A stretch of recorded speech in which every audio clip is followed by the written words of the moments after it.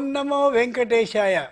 చక్కనైనటువంటి పిల్లలతో మనం వేడ 26వ ఘట్టం నుండి శ్రీ విష్ణు సహస్రనామ మాధుర్యం కార్యక్రమంలోకి 27లోకి అడుగుపెట్టేశాం.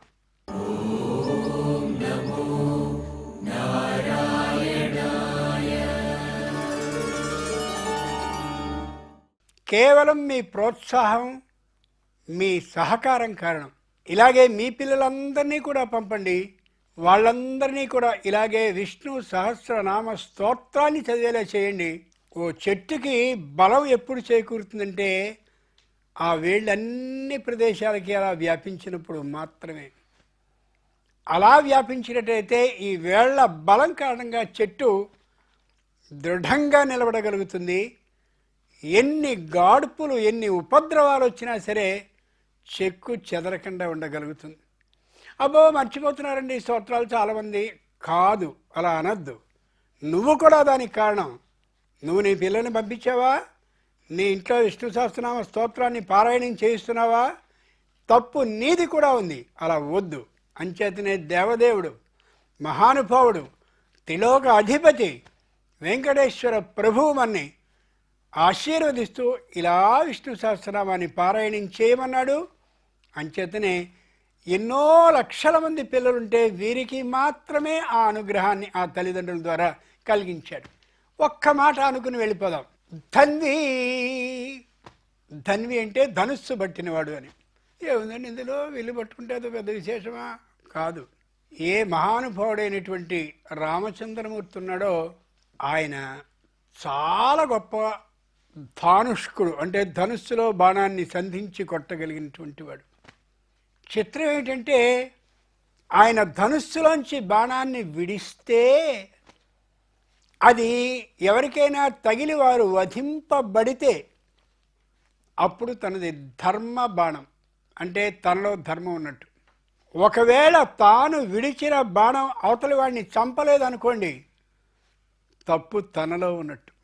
అంచేత అనుక్షణం ఆయనలో ధర్మం ఉన్నది లేనిది దేని ద్వారా పరిశీలించుకునేవాడు? చేతిలో ఉన్న ధనుస్సు ద్వారా పరిశీలించుకునేవాడు. అంచేతనే ధన్వి, ధనుస్సు ధరించినవాడు అని అర్థం. ఇంకో విశేషం ఉంది. శివుని చేతిలో విల్లుంటుంది, దాని పేరు పినాకం. విష్ణువు చేతిలో విల్లుంటుంది, ఆ విష్ణువు చేతిలో ఉన్న ధనుస్సు పేరు శాంగం. అంచేతనే వనమాలి గది శాంగి. శాంగి అంటే ఆయన చేతిలో ఉండే ధనుస్సు పేరు శాంగం. మనం వెంకటేశ్వర స్వామి దగ్గరగా చూస్తాం, కానీ ఏం చెయ్యం. ఏమేమి ఉన్నది, వాటి పేర్లు ఏమిటి, అవన్నీ తెలుసుకోకుండా ఉంటాం. అలా కాదు, స్పష్టంగా చూడాలి, తెలుసుకోగలగాలి.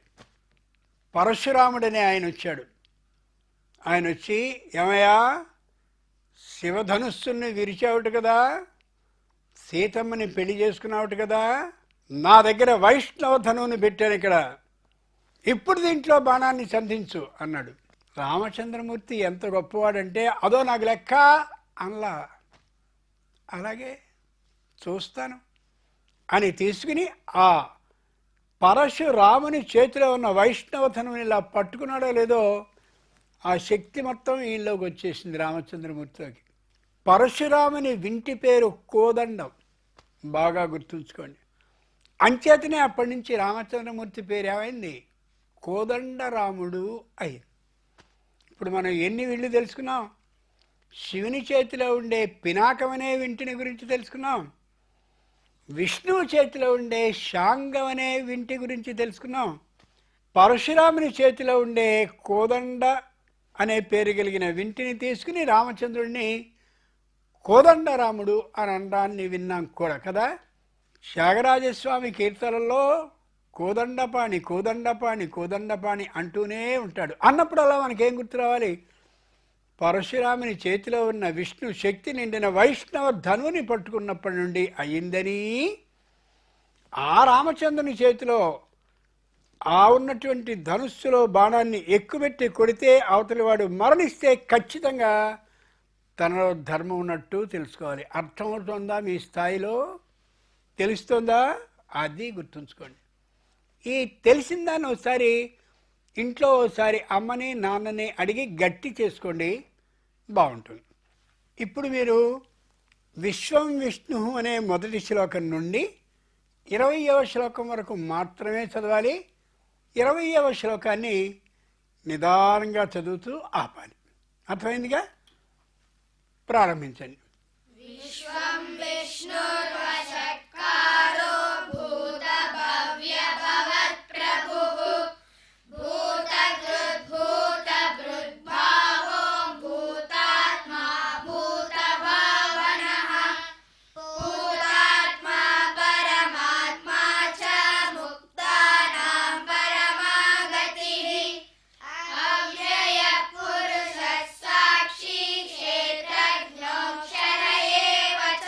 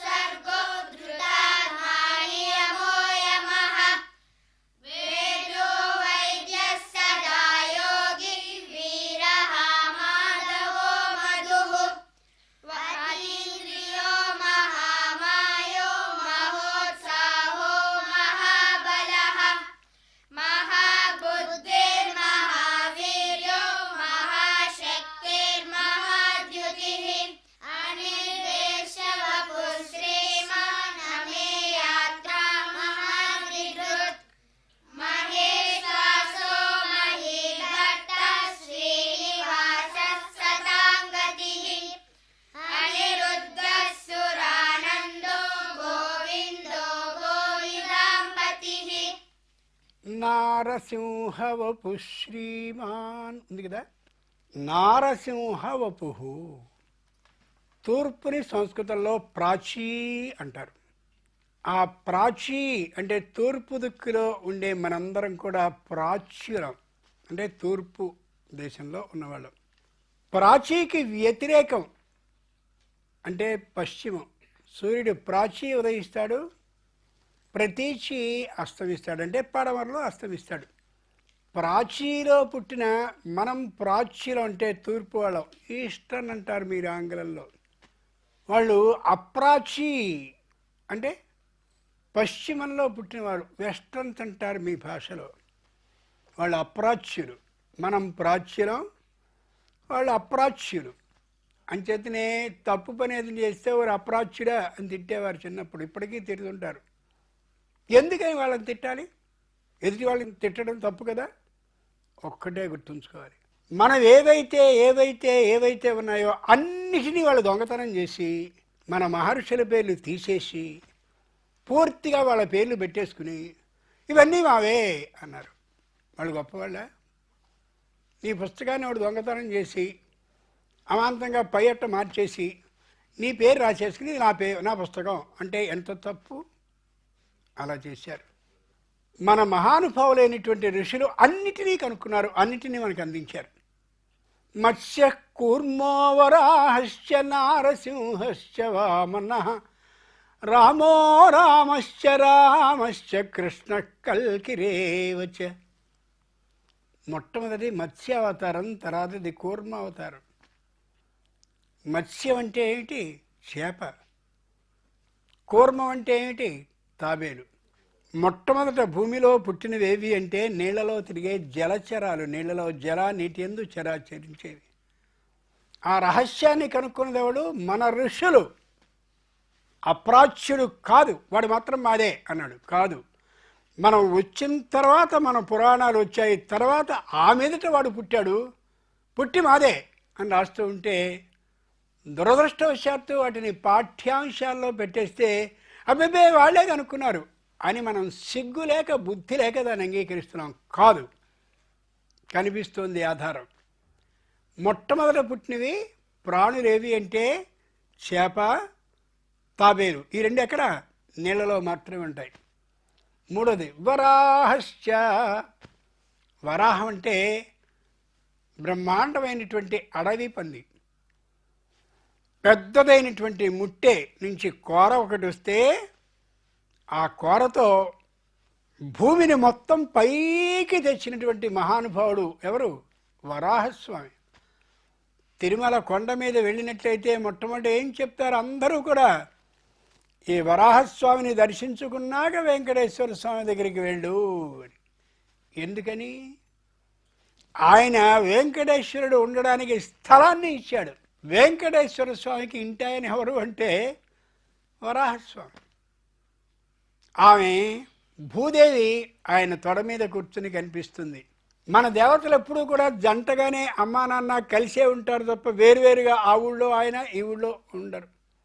మనం తెలుసుకోవాల్సింది ఏమిటంటే భార్యాభర్తలు కలిసిమెలిసి ఉండాలి అని. ఆ తర్వాత నారసింహశ్చ వామనః. మొట్టమొదటి నీళ్ళలో వచ్చేవి, నీళ్ళలో నేల మీద నడిచేవి, తర్వాత నేల మీద నడిచేది. ఆ తర్వాత మనిషి సింహం కలిసిన రూపం వచ్చింది, రెండు. ఆశ్చర్యం కాదు? ఎంత గొప్పగా ఉంది. నారసింహవపు. ఉండేటటువంటి ముఖం, బ్రహ్మాండమైనటువంటి ముఖం ఎలా ఉంటుంది? సింహరూపంలో ఉంటుంది. అమోఘమైనటువంటి రూపం కనిపిస్తూ ఉంటుంది, తల కనిపిస్తూ ఉంటుంది. ఇలా ఉండడం ఆశ్చర్యం కాదు? ఆ రెండు కలిపినటువంటి రూపం వచ్చింది. అమ్మ పాలు కాచేటప్పుడు చూడండి, ముందు కొద్దిగా వేడెక్కుతాయి, తర్వాత ముడతలుగా ఆ మేగడ వస్తూ ఉంటుంది. కాస్త అయిన తర్వాత పొంగుతుంది, పొంగిన తర్వాత అమ్మ కట్టేస్తుంది. ఈ మార్పులన్నీ చూడాలా మనం. అలాగే నారసింహవపు, నరసింహస్వామి. మత్స్య కూర్మో వరాహశ్చ నారసింహశ్చ వమనః. ఇప్పటివరకు మనిషి రాలా, పొట్టి మనిషి వచ్చాడు, ఆయన వామనుడు. చూసారా ఎంత జాగ్రత్తగా సృష్టి ఎలా పెరుగుతూ వచ్చిందో. నారసింహశ్చ వామనః రామో రామశ్చ రామశ్చ కృష్ణ కల్కిరేవచ. ఆ తర్వాత వచ్చింది పరశురాముడు వచ్చాడు. మంచి కోపంతో ఉంటాడు, ఎవరిని లక్ష్య పెట్టడు. 21 మార్లు మొత్తం భూలోకం అంతా ప్రదక్షిణం చేసి ఎదిరించినటువంటి మొత్తం పరిపాలకులందరినీ వధించి పడేశాడు. మొట్టమొదట పొట్టివాడు వచ్చాడు మనిషి, తర్వాత బ్రహ్మాండమైన కోపం ఉన్న మనిషి వచ్చాడు, ఆ తర్వాత వచ్చాడు మన రామచంద్రుడు. రామ సంపూర్ణమైన ధర్మం కలిగినటువంటి రామచంద్రమూర్తి వచ్చాడు. కోదండరాముడు, శాంగి అనుకున్నామే, ఆ రాముడు వచ్చాడు. రామో రామశ్చ రామశ్చ. తర్వాత వచ్చాడు బలరాముడు వచ్చాడు. బలరాముడు అంటే భుజం మీద నాగలి పెట్టుకుని వస్తాడు మనకి. ఆయనకు వ్యవసాయం రా చేసుకోండి భూమిని అని చెప్పేవాడు వచ్చాడు. కృష్ణ బుద్ధ కాదు కాదు కాదు, బాగా గుర్తుంచుకోండి. కృష్ణ, కృష్ణాష్టమి చేసుకున్నాక మనం, ఆ కృష్ణుడు వచ్చాడు. కల్కిరేవచ. చిట్ట చివరికి వచ్చేటటువంటి రూపం కల్కి రూపం. బ్రహ్మాండమైనటువంటి గుర్రం మీద వస్తూ కత్తిని తీసుకుని, ఇంతకాలం మీరు మంచిగా ఉంటారేమో అని చూశాను రా, మీరెక్కడా పద్ధతిగా లేరు, మీకు మంచి నేల ఇచ్చాను పండించుకోమని, పండించుకోవడం లేదు. పండినటువంటి పంటని నాతో పాటు దేవతలకి ఈ యజ్ఞకుండం ద్వారా అర్పించండి రా, మీకు నేను ఇంకా ఇస్తానంటే, నువ్వేమిటయా వర్షం కురిసింది, పంట పండింది, మేము తింటున్నాం, నీకు ఇవ్వాల్సిన అవసరం ఏంటి, నువ్వు ఎప్పుడైనా మాకు కనిపించావా, ఏమైనా చేసావా అనేసరికి మిమ్మల్ని మార్చలేను కాబట్టి అంతే, మిమ్మల్ని అందరినీ మొత్తం కత్తితో నరికేస్తానని కల్కి రూపంలో వచ్చి అందరినీ వధించేశాక యుగం మారుతుంది. ఈ రహస్యాలన్నీ చెప్పింది ఎవరు? మన ఋషులు, అప్రాచ్యులు మాత్రం కాదు. బాగా గుర్తుంచుకోండి.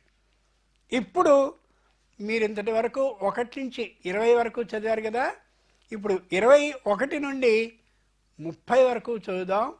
ఇదే విధానమైనటువంటి ఇదే వేగంతో చదవండి. 30వ శ్లోకం మాత్రం దానంగా చదువుతూ ఆపేయాలి, సరేనా? ఇప్పుడు మనం 21 నుండి 30 వరకు చదువుతాం. ప్రారంభించండి.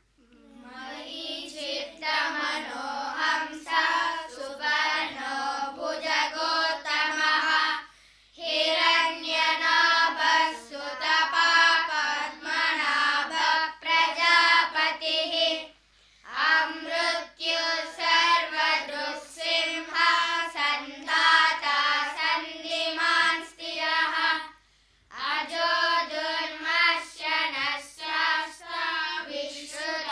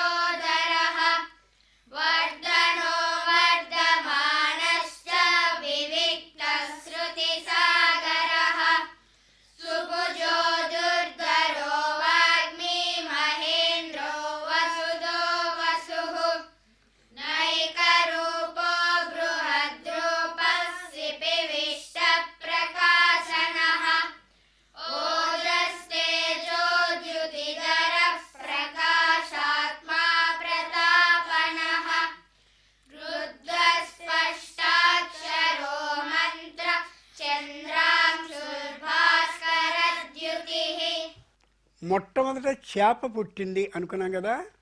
చేపకి తోక ఉంటుందే, ఆ తోక ఇలా ఇలా ఇలా ఇలా చుక్కాని ఉంటుందే, పడవకి చుక్కాని, ఆ చుక్కాన్ని వెనకాల ఉంటుంది. అది ఎలా చెప్తే అలా తిరుగుతుంది. అంతటి గొప్ప శక్తి చేపకి ఎక్కడుంటుంది?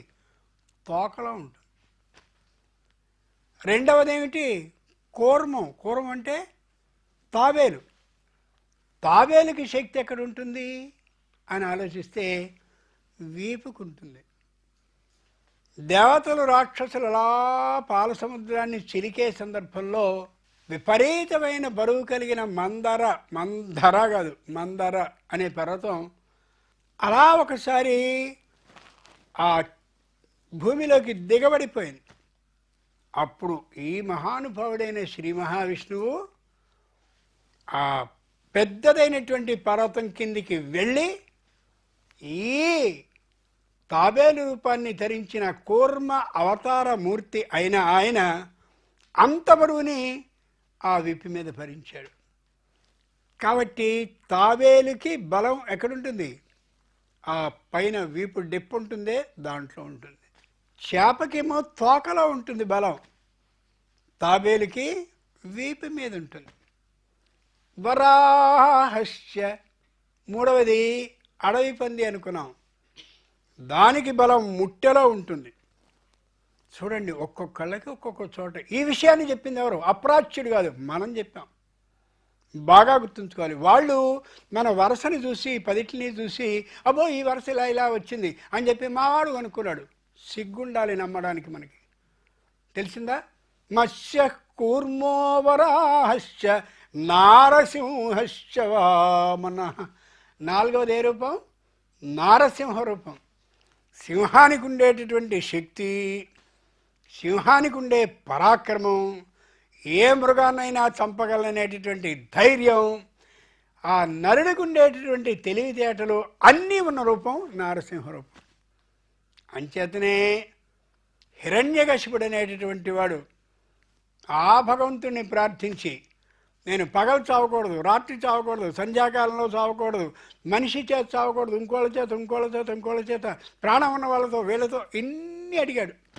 మనిషికి సంబంధించిన తెలివితేటలు బాగా కలిగిన వాడు, సింహం లాంటి పరాక్రమం కలిగిన వాడు అయినా ఆ నృసింహస్వామి ఇలా తొడల మీద వాడిని పడుకోబెట్టి పెద్దమైనటువంటి గోళ్లతో చీరి చంపేశాడు. అహోబల క్షేత్రానికి కానీ మనం వెళితే స్పష్టంగా కనిపిస్తూ ఉంటుంది ఆ రూపం. చూసారా? ప్రాణుల్లో ఏ విధమైనటువంటి బలం ఎక్కడుంటుందో మనకి తెలిసింది.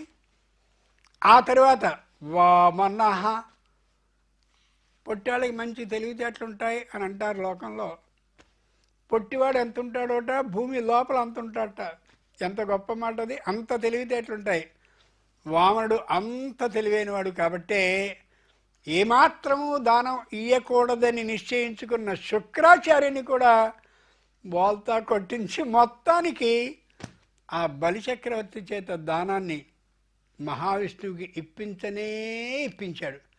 ఇందులో మీకు ఏదైనా అర్థం కాకపోతే మీ అమ్మని నాన్నని పొద్దున్న విన్నాను చెప్పమ్మా ఏం జరిగిందో అని అడగండి.